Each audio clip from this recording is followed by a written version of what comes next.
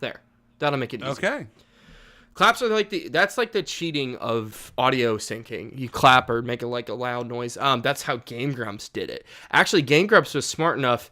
We could put this in the episode. I don't give a shit.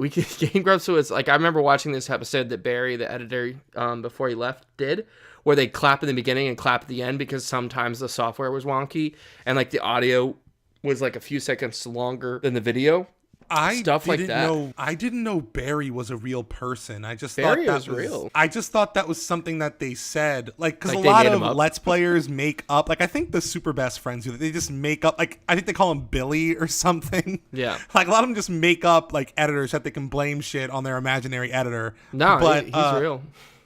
Yeah, I gotta start watching the Game Grumps again. You know, I every now and then I fall out and then I come back in. I'm like, oh yeah, I remember liking these guys. I think it's fine. I like just watch the greatest highlights. Like if they do something funny and it's like, hey, check this out. I'm like, okay, but I'm not gonna sit and watch a 50-minute episode of Aaron dicking around.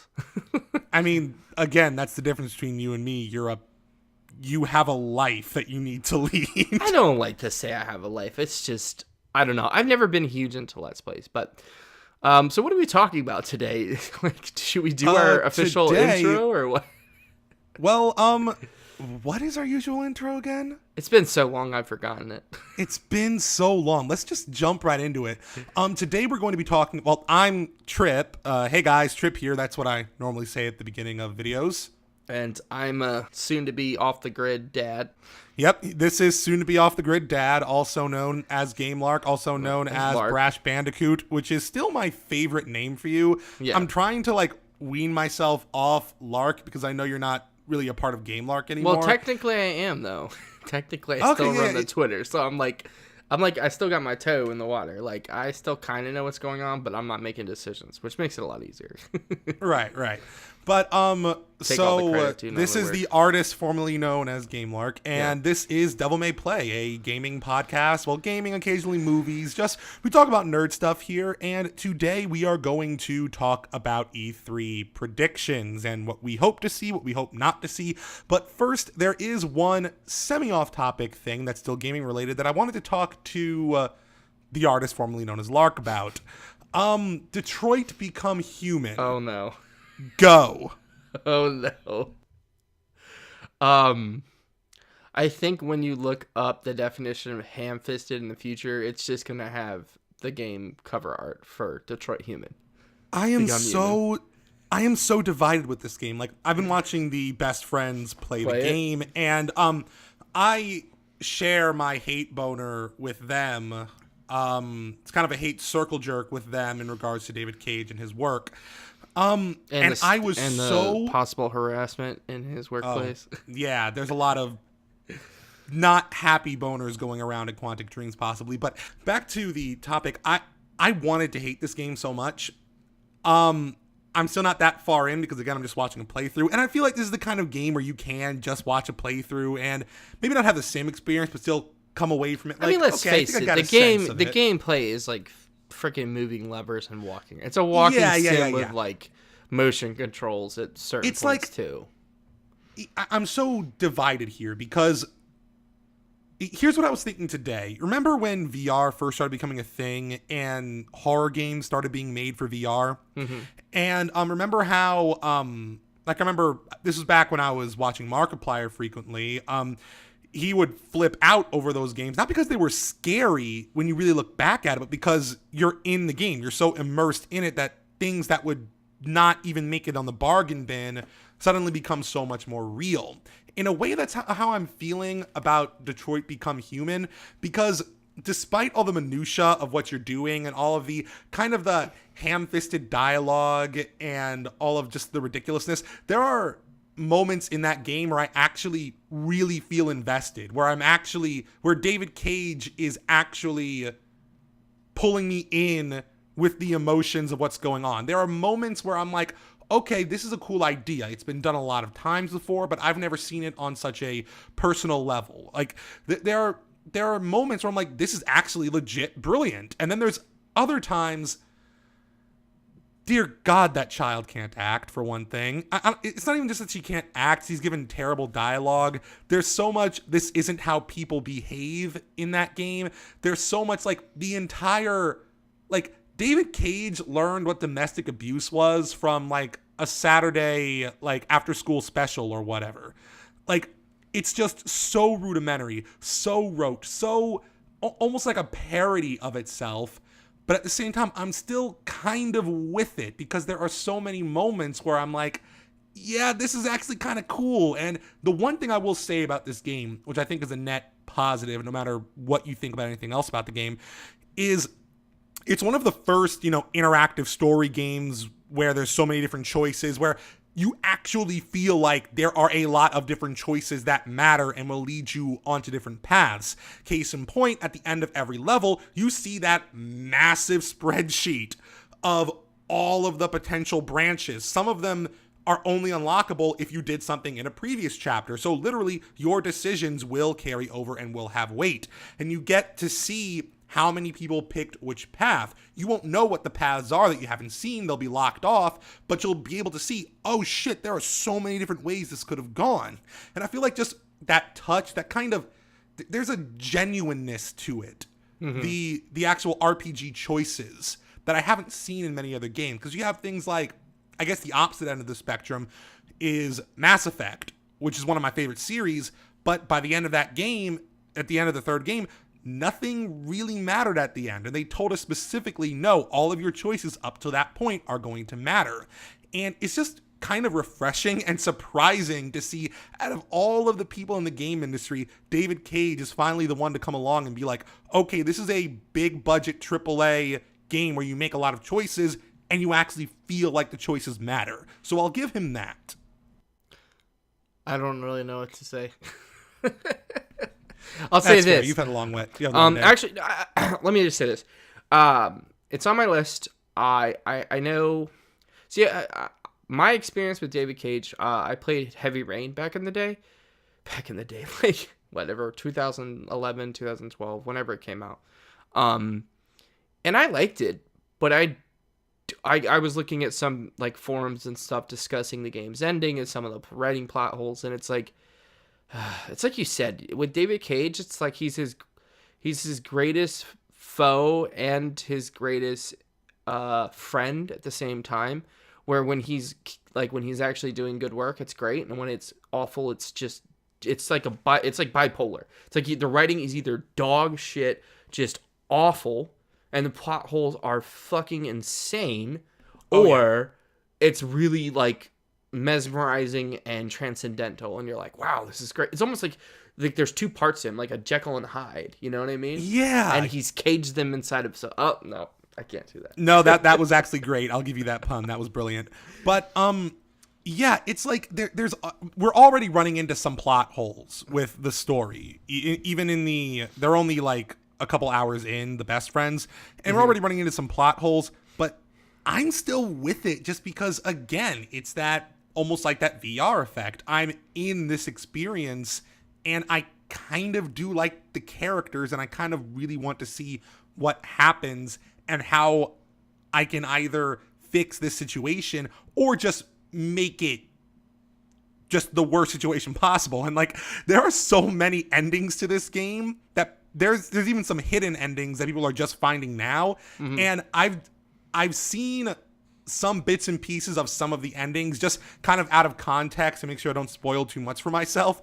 Dude, it gets fucking wild. Like, it gets fucking insane just how bad things can go for these people and for the world if you do the wrong things. And that is both hilarious, terrifying, and compelling. I'm really into it. Well, despite myself. Despite yourself. So, I think that's a good way to end Detroit Become Human and talk about E3 and expectations. Yeah, let's get to the actual meat of what we want to talk about. I just had to vent that because I hate David Cage so much, but I needed to just I need a little therapy session to come to terms with the fact that I'm actually liking one of his games. I mean, hey, at least you're being honest and you're not just hating the game because you hate David Cage. If you like something, Right. that's great. And it's on my list. Like I'm sure I'll get around to it eventually, and it looks interesting enough. I mean, like you said, I think the choices seem to be what makes the game. It's certainly not like the moment to moment gameplay in terms of like what you're doing. It's a lot of lever lifting and whatever analog stick twirling. But moving on, expectations for E3. So, as any of you faithful listeners know, it's been a little while since we recorded. So this is the perfect time to come back because E3 is just around the corner. And boy, oh boy, gotta rub my hands together. Have the leaks been coming? And that's not a sexual pun. It wasn't until you said it. Now it is. So I don't know if you saw that image that like first of all, Walmart is the fucking goat. They are the greatest of all time because they had a webpage with like 20 or 30 fucking games, and when it released, everybody was like, "That's bullshit. There's not going to be Rage 2. Who asked for Rage 2?" Like, there's been like 4 or 5 games that have been leaked from that Walmart page, and it's just looking more and more like that page was just Walmart just didn't give a shit. They're like, "Oh, yeah, we got to put this in there. Oh, well, it's public. Oh, fuck it." Like. You think they do this shit on purpose? No, at this point? I think Walmart just doesn't give a fuck. And they don't have the right kind of IT. They don't. Their IT Maybe. just doesn't care, dude. They work for Walmart. Can you imagine being IT for Walmart? Can you imagine having to deal with the dumb shit that Walmart does, but on an IT level? No. If I worked for Walmart, I'd probably be dead inside. So I guess I see your point. So, anyways, expectations. So I was thinking that what we could do is maybe do like. There's so many things we could talk about, but I think to begin with, we could talk about the game. Like, what do we think is going to be most surprising? What do we think is going to be the biggest disappointment? And what do we think is going to be like the biggest, like, nerdgasm, fangasm, whatever? And that doesn't have to necessarily be a surprise. It can just be like the game that steals the show. You know what I mean? Because surprising doesn't always mean it's going to steal the show. It just means that we weren't expecting it. And disappointment, right. I've kind of already got my game picked out. I'm sure you probably have the same game. So I have the best idea for the worst game that will be at E3. What's that? Fallout 76. Yep. It's gonna be super disappointing, and I'm only singing so I don't get really depressed. Yeah, I mean, we have the same game. I had a feeling because we kind of vibe on a level. Like, this is why we do this podcast. We have similar wavelengths to our brains. So, yeah, guys, and this isn't just me, because I just spent 10 minutes sucking David Cage's dick, so I'm not just hating to hate. I think we've established this. No. So, disclosure for any of you guys who haven't been following my channel lately, I hate Bethesda. I hate their games. I'm done. I think you should clarify that you hate Bethesda, developer, not the publisher. Yeah, no. I love Dishonored. I was gonna say Dishonored and Wolfenstein are solid. You're talking about Fallout and Elder Scrolls specifically. I hate the games that Bethesda makes. I hate everything that comes out of Todd Howard's brain.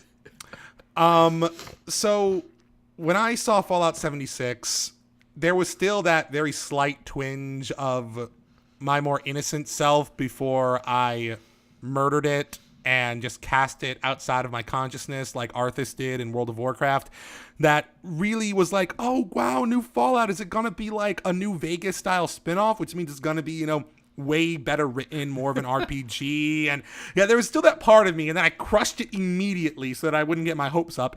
And I was right to do so, because apparently, you probably know more about this than I do. It's apparently going to be some like online survival thing going on. And I typically I actually love survival RPG, specifically any RPG that has survival elements. That's like a match made in heaven, because I'm all about immersion. I'm all about feeling like I'm actually playing the role. And what better way to do that than with survival mechanics? I don't trust Bethesda to do this even remotely well, for a variety of reasons. One, they don't tend to learn their lessons. Fallout 4 was the last straw for me in terms of whether or not they will learn their lessons.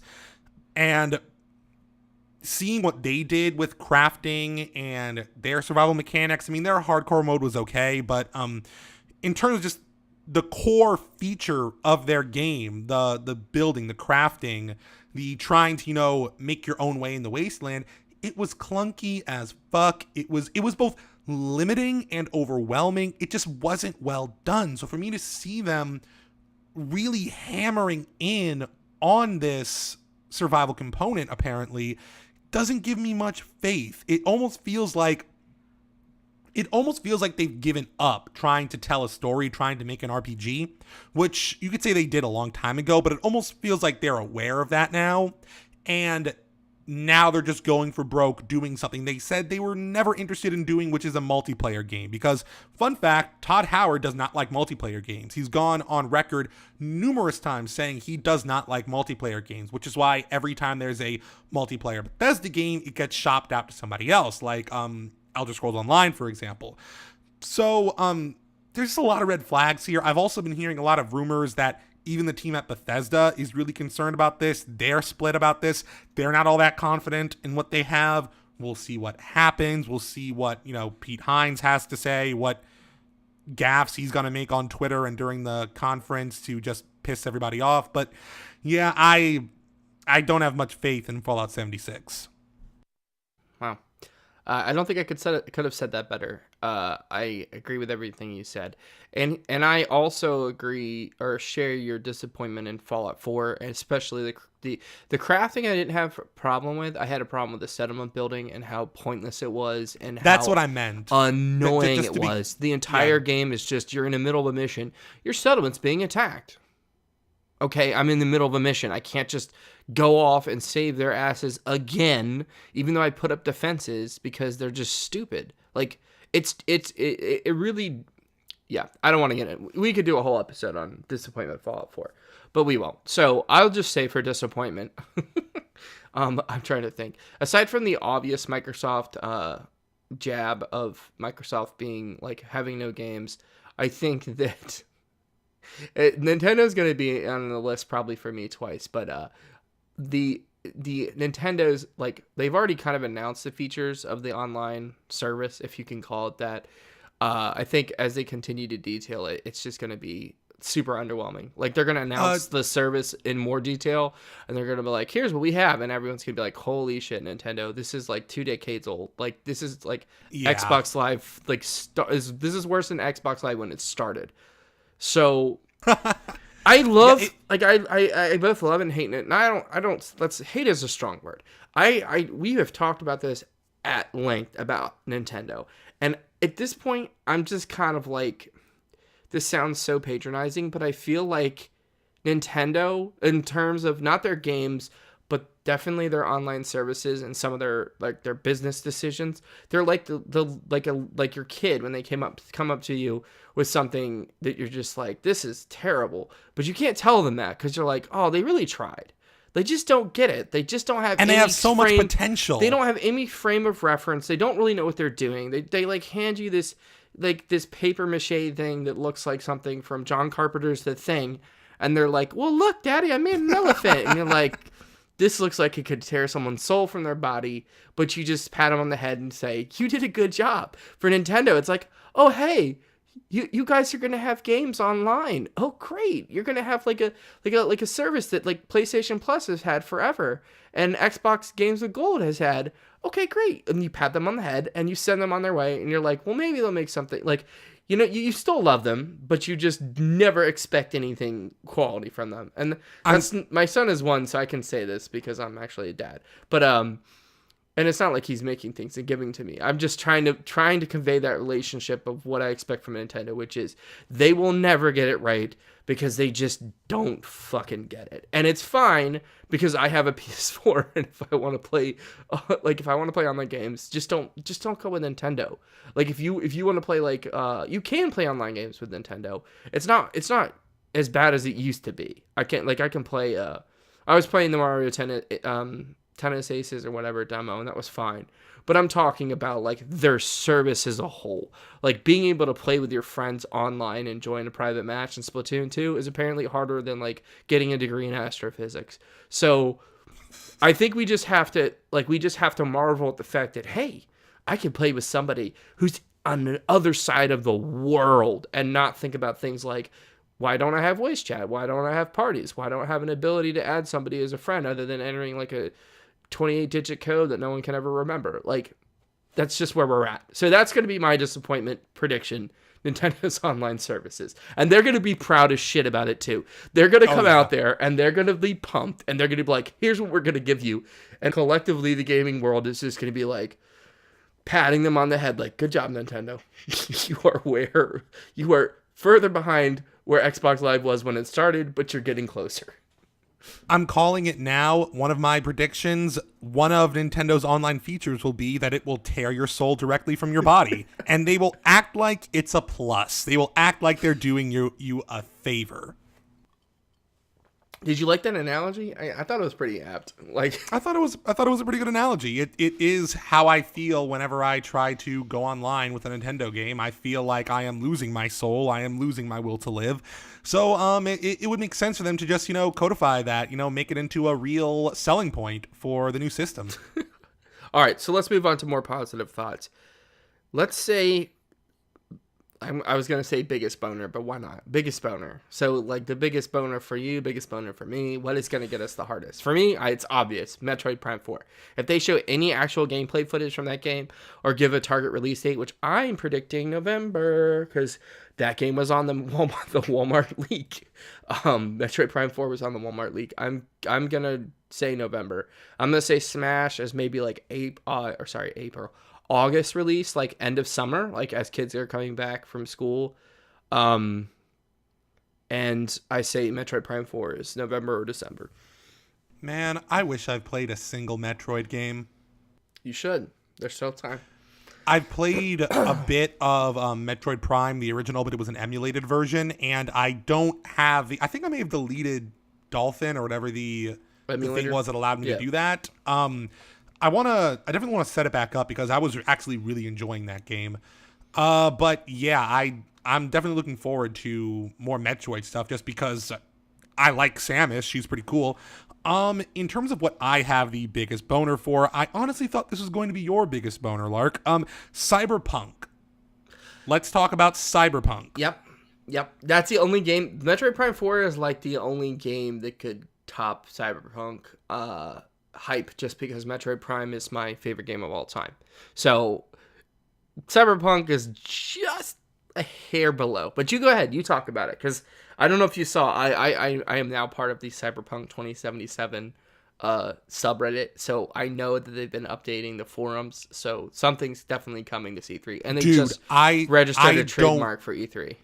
I don't know shit. So honestly, if you want to just go off and tell me, like, you seem to have a lot of like information on like leaks you've heard or information on these games. Honestly, just go for it, because I want to hear everything that you've heard, everything that you think might happen, all the rumors. Like, people at home will know it's just a rumor, but I just want to know, like, I want to be in the know with all these E3 predictions. So just... Okay, wow. I'm going to have to really stretch for this one. All I know is that it's definitely going to be at E3. They registered a trademark just in time for E3. They've updated the forums. They changed the logo, surprisingly. And I've heard things like, mostly what I've heard is there may be online components, but there's still going to be a heavy emphasis on single player. It's not going to be an MMO. And that you're going to be able to do like a variety of roles. It's not going to be one of those games where you have to be like the chosen one or like a cop or anything like that. I think it's going to be a very... I don't know if Dragon Age Origins is the best comparison, but I think it might be, where you can pick from a variety of professions or roles, like a role-playing game. I don't know. To be perfectly honest with you, I have not heard a ton of leaks about what's going to be in the game. But what I can tell you is this. I watched a video. So I don't know I'm sure a lot of people are aware of this, but Cyberpunk was actually a tabletop RPG before CD Projekt Red like courted the creator and said, "Hey, do you want to be involved in this?" And I remember watching this video. I mean, that thing was announced years ago.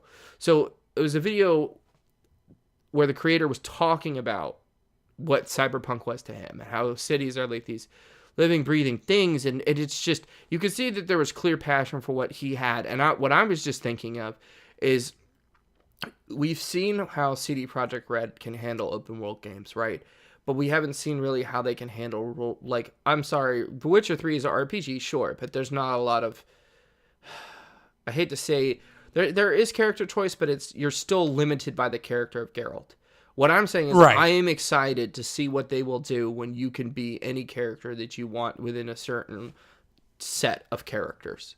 And I think that this guy's vision for what Cyberpunk is, he really gets it. He really gets it. The city is going to become like this character, and that's why I'm excited, because when you couple this guy's vision with the technical expertise of CD Projekt Red, you're bound to get some good stuff. So that's kind of what I've heard. That's kind of what I'm expecting, is that it's not going to be you can play stealth and you can play guns blazing. It's going to be like, you can be a businessman. You can tackle, like, I'm sure that there's going to be a main narrative, but I'm sure you're going to be able to tackle it in a variety of ways. So, like, you can be a merchant or a trader, or you can be a slicer, or you can be like a detective, or you can be a criminal, or you can, like, that's what I'm expecting. I'm not expecting like literal open world, there's no story, you just run around.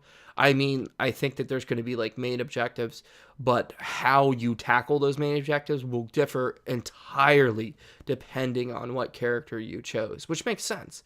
You know, you're not going to have a mission for a slicer where they have to go in guns blazing. They're going to find other ways of, you know, getting into, I don't know, whatever situation they need to get into. And that's what I'm hoping for. That's all I think anyone can hope for.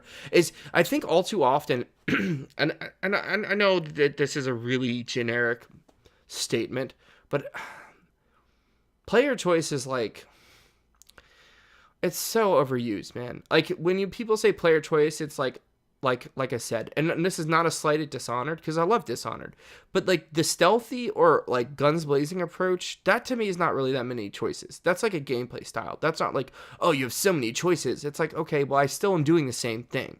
When I'm talking about CD Projekt Red and what I think Cyberpunk 2077 is, I think that the missions will be completely different depending on what character you're playing. Like, you won't even do the same things depending on who you are, and the objectives will still be the same.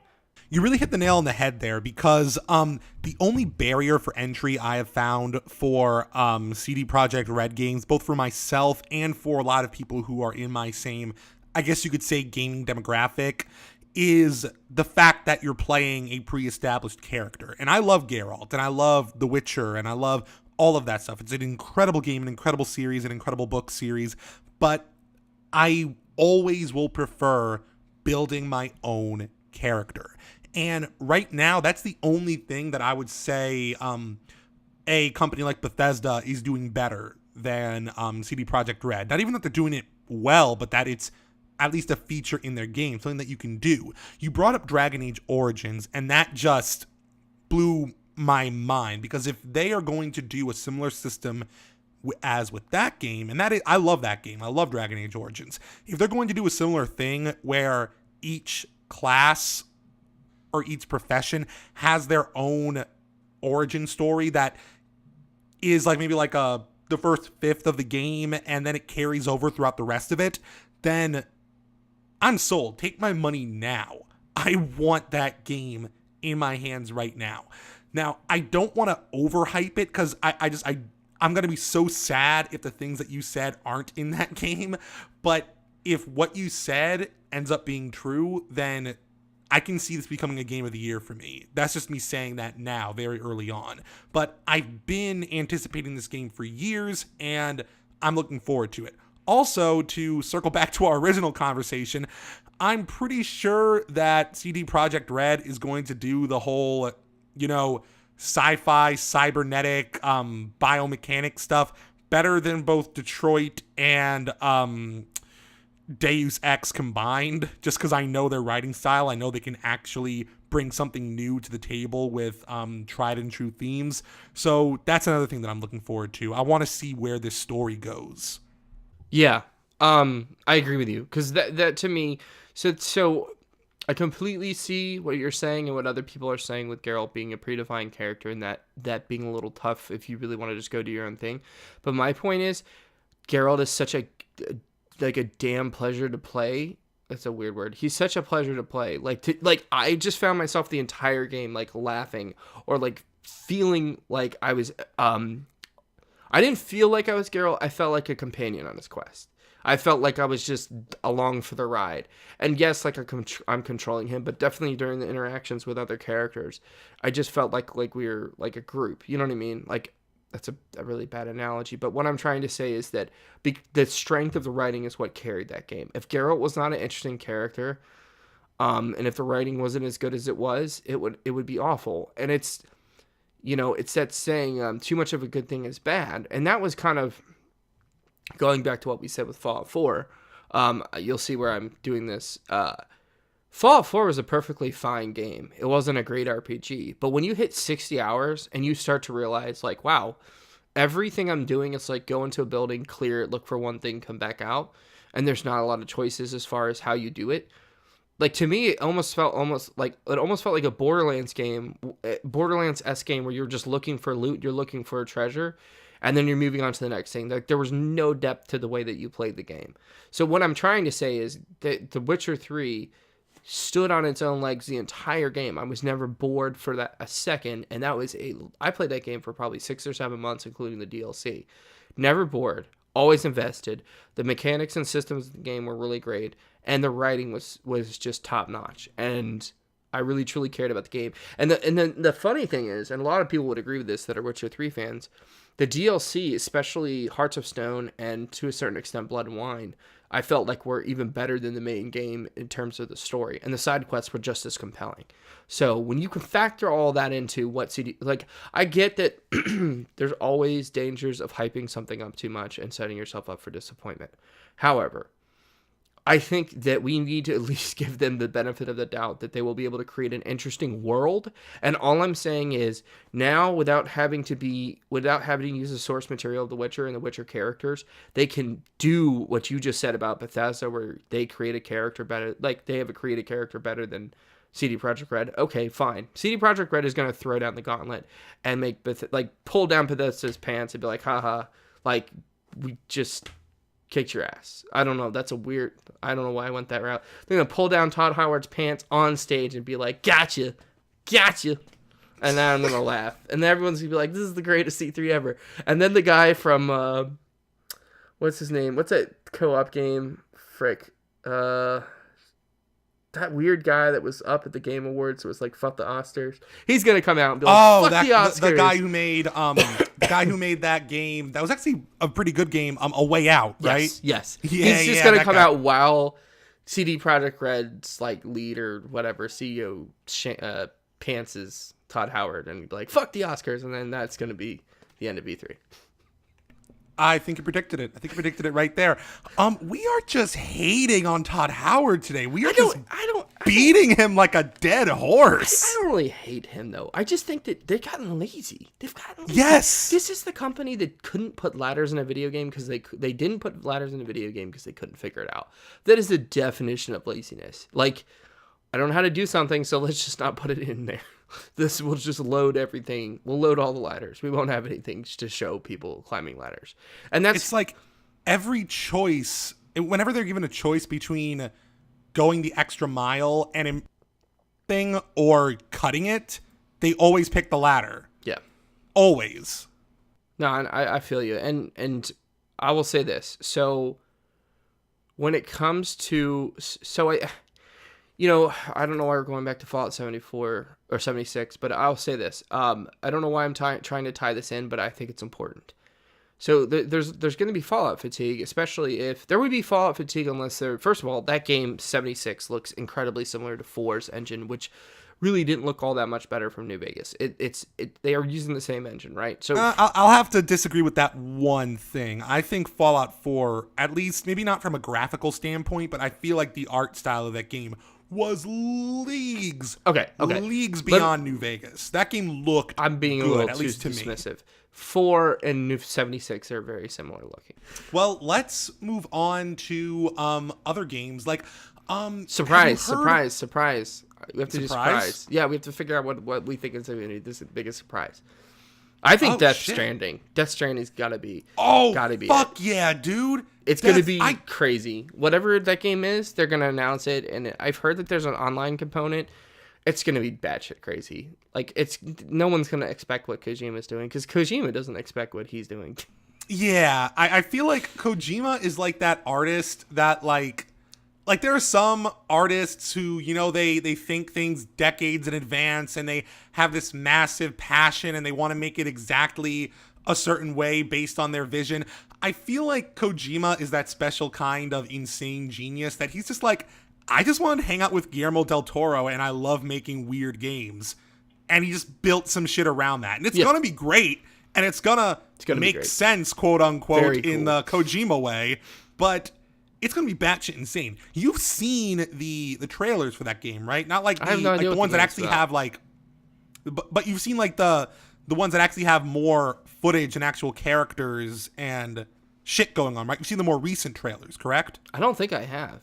Oh my God. That game is, I remember years ago you told me that you had kind of a theory about what the game is about, in that it's some sort of like hellscape for like warmongers and like arms dealers and shit like that.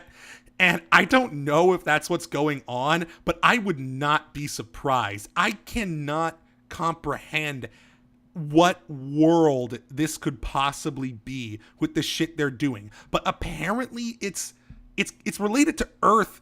It's got to take place on Earth in some way, because like you see like these emblems that some people are wearing that has like a globe on them that looks like our planet. So I'm like, how, if this is some kind of weird future, how the hell are we going to get to this point?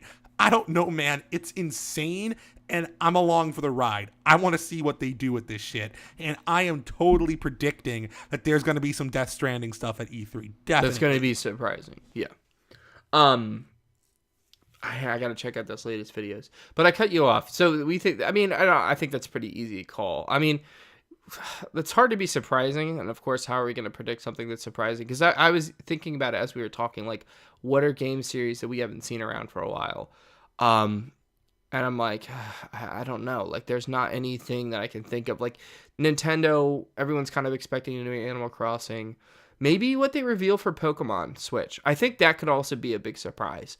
Whatever they have up their sleeve for... Because I know they announced, what is it? Let's Go like Eevee Pokemon, and Let's Go Let's Pikachu. Go Eevee, yeah. But they've already said, like, when people were freaking out, and of course the internet immediately responded with hate, they were saying this isn't the main series game. This is like kind of a spinoff.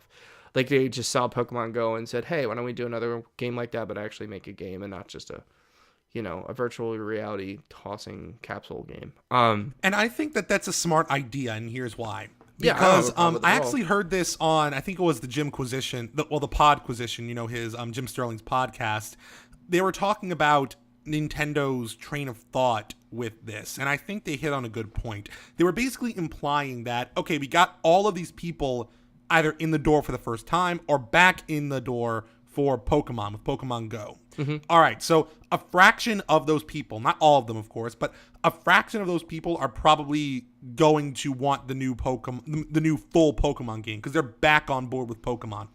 They're all in. But there's probably a lot more people who are still kind of skeptical, like, oh, I love Pokemon growing up, but I'm not that much of a gamer. So they come out with this kind of middle ground, this like Let's Go Eevee, Let's Go Pikachu thing. Right. And, they're going to push it really hard, and they're really trying to market the Pokemon Go people to get them to transition back into a console. Now, what they're going to do after that is release the new Pokemon game, the full Pokemon game, and that is going to be how they're going to bring in all those people who otherwise probably wouldn't have played a game at all. Yeah, I think that's exactly what they're trying to do.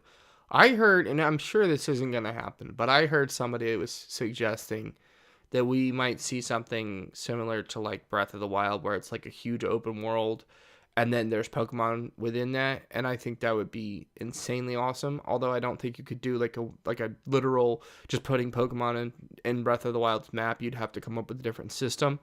But that idea of like putting Pokemon in a complete open world, like 3D action game would be pretty fun. I mean, and I think we could, I don't know, this might be a bit a bold prediction, but I think we may even see like battle mechanics completely changed. Like, I don't think we're going to see the typical like Pokemon battles that we would expect. I think they're going to revamp the battle system somehow. That's going to be probably my boldest prediction if they show footage from the new Pokemon, is that it's going to be completely revamped, because I think this is their first like home console game, and so they're really going to want to do something special and different for it. And I think that's what they've got to change, is the battle system. Even though there's nothing wrong with it, you know, it ain't broke, don't fix it is a great saying, but it doesn't always work when you're on your 9th Pokemon game or whatever. It's way more than 9 at this point. You know what I'm trying to say. I think that could be somewhere. I guess, how do you think the fan base will respond to that? Because I was never that attached to Pokemon's combat system. I felt like, it worked for what it was, whatever. But I mean, I'm up for something new. But I wonder, like, is the hardcore fan base ready for something new? I don't know. I don't think it's going to be like I can't see it being like a real-time action game, but I can see it being some kind of like, maybe like a, I don't know. I think that they're going to come up with a battle system that we like. So they're going to come up with something that no one can predict. There's not going to be any other game that we can like point to and say, oh, this is like Coder, where it's like you input commands and then it happens real time, but you've got a little bit of time between when you input it and then it happens, or like whatever they called it, like the like Final Fantasy has kind of toyed with that, where it's turn based but like real time turn based or whatever you want to call it. E3 predictions. What else? I think it's gonna come down to no surprise here. It's going to come down to Sony and Nintendo. I think Microsoft, I don't know if you heard this report, but Microsoft has reportedly said that the next gen is going to be their last. Next gen is in the next Xbox is going to be the last console for Microsoft, and they're predicting the consoles are going to go. Serious? Hold on. And I think anyone that really takes issue with consoles needs to watch I guess it's the Jimquisition episode on consoles, and the fact that in a sea of increasingly homogenous platform game titles where they're always chasing trends and they're trying to nickel and dime the gamer, which I'm not saying first party titles can't do that, but I'm saying that the goal for a first party title is not necessarily to make the most money. The goal is to attract the most buyers for the console. So the way that they do that is they make quality games. If you have a good quality game that brings in lots of people, that's great. So that's the entire, like, what I'm trying to say is that there's going to be a place for consoles always. And I think anyone that thinks that there isn't, the only way I can see consoles completely going away is whatever distant future we're in, where now we can stream games, like, and it's not awful, like whenever we have like a terabyte, per second upload speeds or whatever, and you just need to stream games, then I could maybe see like, you buying a PlayStation subscription for $15 a month and being able to play games or something like that. But for now, for the foreseeable future, because anyone that knows anything about telecommunications in America knows how fucked it is and how backwards we are and how like behind the times we are compared to a lot of other countries. There's people that still barely get 5 megs in rural areas. There's just no possibility for streaming games for the next couple decades, at least the next 2 or 3 console cycles. So Microsoft once again is just proving that they really don't understand the industry at all, just like they did with the Xbox One's announcement. And I haven't done a ton of research on this, but if you look at, there's been some things I've read and some videos I've watched where they've talked about Microsoft's practices and just their lack of vision. Like they got into this gaming industry. They got into the game industry almost like to spite Sony, and I'll say the 360 was a pretty good success, but really I think with the Xbox One, when they just shed all of their first party exclusives, like a snake sheds its skin, again going for metaphors, they hamstrung themselves. Like, they have the best performing console or whatever. Like, they have a console, the best performing as in specs, like the most powerful console on the market, but they have nothing that can compare to Sony's library or even the Switch's library right now. I mean, do we really want another Gears game? Gears 6 is coming out. I don't even know if Forza 7's out. Another Halo, as if people... I'm sorry, Halo has not been good for so long. Like, so long. And that's really sad because Halo... God, man, I remember, like, in 2004, when Halo 2 was coming out, people were, like, legitimately excited. And now Halo is out, and it's like, oh, Halo's out. They've lost their way. And... whatever. So they're probably going to be out of the console market maybe not this next cycle, but the one after that. And I think that Sony and Nintendo have very different philosophies when it comes to games. But I think that both companies really understand the market and understand what gamers want. And it's especially good for Sony because it's one of the few profitable departments they have. Their gaming division. So Right. What I'm trying to say is if Microsoft were suddenly to vanish, I don't think a lot would be lost at this point in time. I know there's going to be people that are going to disagree, but like, what are you talking about? And I think what's going to happen is they're just going to move back into PC because already they have like that cross-platform thing where you can buy a game for PC and or Xbox One and play it on PC. And I'm like, you're cannibalizing your own market. That is the dumbest shit ever. Like you're literally de-incentivizing people to buy your console because I'm also terrified to see what they end up doing when they focus on PC games, because games for Windows is the worst thing since, I was going to say Hitler, but I'm not going to go that far. Let's say the worst thing since Stalin. I think that works. Okay. But I have to say, I don't believe you, and here's why. I refuse to believe that if Microsoft puts out a console and it's actually successful, that they're going to stop.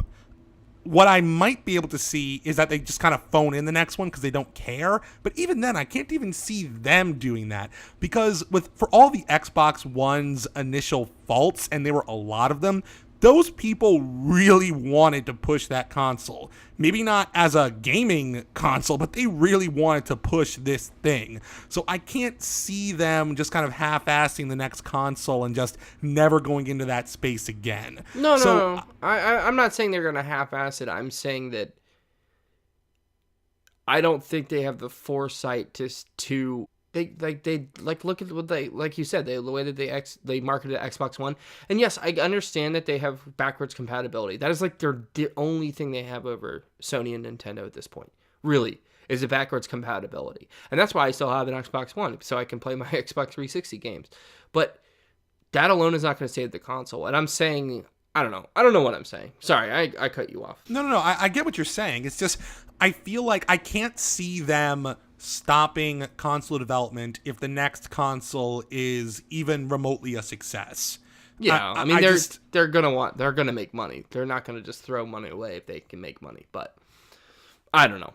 Anyways, what other predictions do we have? So, like for Nintendo, like I said, Animal Crossing, Smash is obviously gonna be there. I think what would be the most surprising baller move, I doubt that it's gonna happen. I'm like 10% sure it will happen.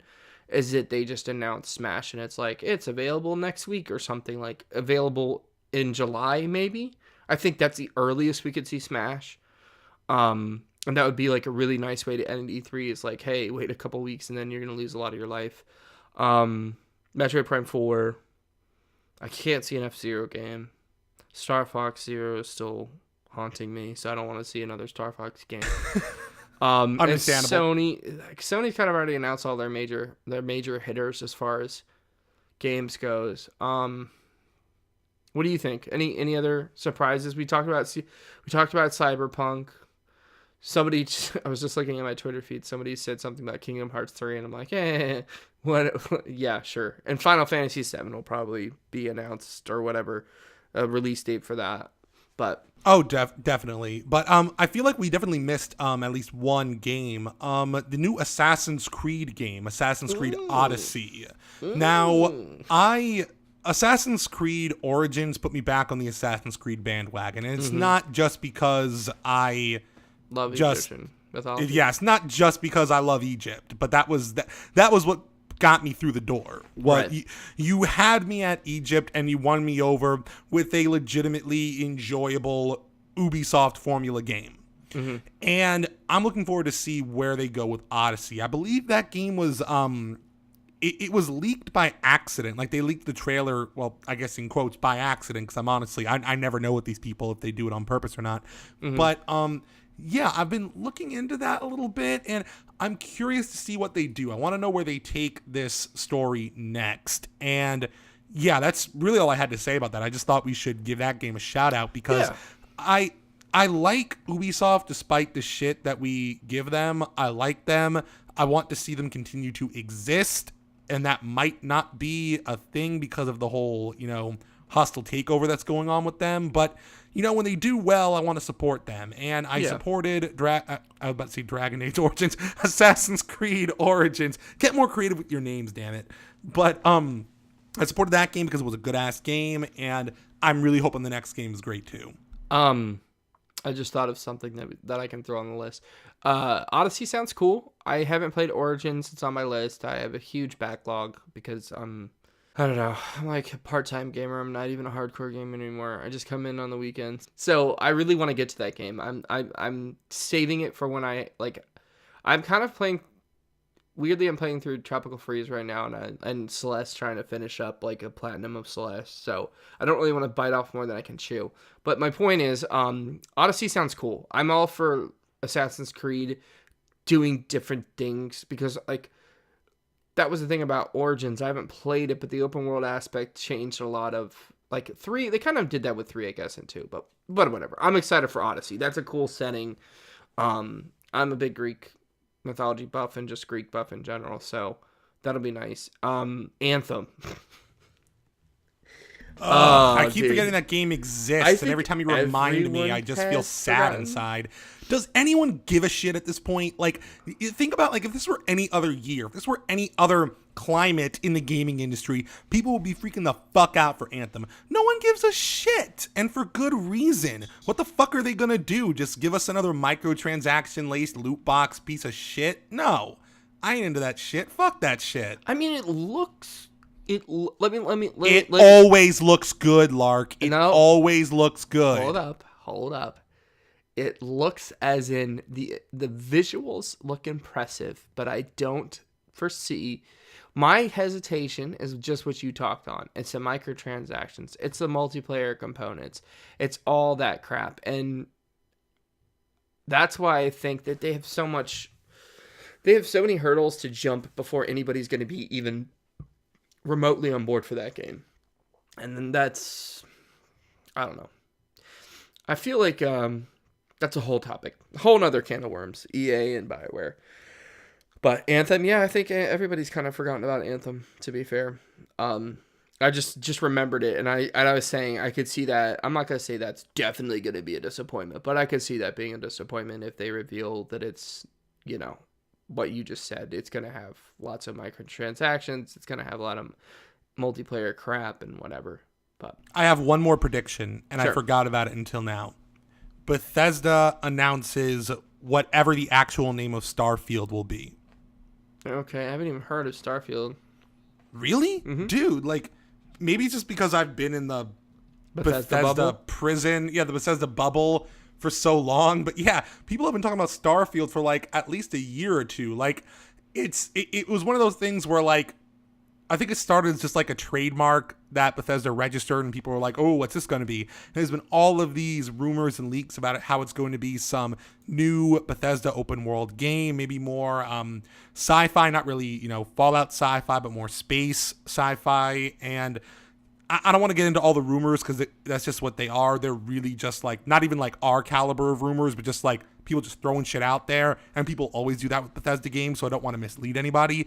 But there's something called Starfield, and it's related to Bethesda, and people think it's going to be another open world RPG, and I at least want to see what they have to offer.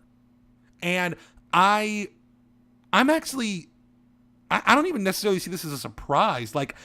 If Bethesda only comes to E3 with Fallout 76 and they can get the fuck out, they need to bring something else to the table. And I think Starfield might be it. They did announce, remember when they announced Fallout 4? They announced that right out the fuck of nowhere, and it was coming out just a couple months after they announced it. So they do have a habit of doing that sort of thing. I could definitely see that being a way to counter any bad hype that they get from Fallout 76. Like people that are like, man, where's my big game, blah, blah, blah. Then they're like, hey, here's Starfax. And then you have that. So, yeah, I think that kind of wraps it. That's a lot of predictions. That's like an hour's worth of predictions, maybe a little less, maybe like 59 minutes, 33 seconds, something like that. But I think it's going to be a good E3. I think there's going to be a lot to talk about afterwards. We'll probably have to do like 1 or 2 episodes afterwards, just seeing how wrong we were. Oh yeah. And it's going to be embarrassing too. I'm glad. I think it. Am I wrong about this? Does it take place during the week or on the weekend? I thought like the first day was over the weekend. Let me check real quick. It starts on the 12th, and that will be a Tuesday. So no, it will be in the middle of the week. It was on the weekend. All right. Well, anyways, yeah. So let us know what your predictions are if we get this video up in time before E3. We'll get it up in time for E3. We got days. I have no problem getting it up. Can we stop? This has been a boner heavy episode of Devil May Play. Like we get blue sometimes, but we're adults now, dude. We're grown-ups. We need to act like grown-ups. Yeah, you're right.